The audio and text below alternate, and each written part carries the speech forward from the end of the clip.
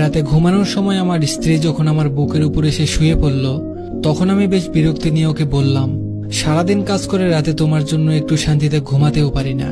এমন ন্যাকামো না করলেও তো পারো, তোমার জন্য কোনো কাজে শান্তি নেই আমার। আমার স্ত্রী তখন বলল, তুমি তো জানো আমি তোমার বুকে মাথা না রাখা পর্যন্ত ঘুমাতে পারি না। তুমি যত যাই কিছু বলো না কেন, আমি তোমার বুকেই মাথা রেখে ঘুমাবো। রেগে গিয়ে বললাম, তুমি মরে গিয়েও তো আমাকে মুক্তি দিতে পারো। রোজ রোজ এমন অশান্তি আমার আর সহ্য হয় না। এমন একটা বস্তা গায়ের উপর থাকলে কি কেউ ঘুমাতে পারে? মন খারাপ করে আমার স্ত্রী বলল, আমি তো শুধু রাতের বেলায় বুকে ঘুমাই, আর তো কখনো জ্বালাতন করি না। আমার মাথা ব্যথা করছে, একটু হাত বুলিয়ে দাও। এই কথাটা বলেই আমার হাতটা নিয়ে ওর কপালের উপর রাখলো। হাজারবার বলার পরেও, এমনকি গায়ে হাত তুলেও ওর এই স্বভাবটা আমি কোনোদিন পরিবর্তন করতে পারিনি। আপনারা নিশ্চয় ভাবছেন, আমার স্ত্রী আমার বুকের উপর ঘুমালে আমি কেন এত বিরক্ত হই। আসলে ওকে আমার এখন ভালো লাগে না। আমার অন্য একটা মেয়ের সাথে রিলেশন আছে, কিন্তু কিছুতেই মিতাকে বলতে পারি না। মিতা আমার স্ত্রীর নাম। এমন বেহায়া মেয়ে আমি খুব কম দেখেছি।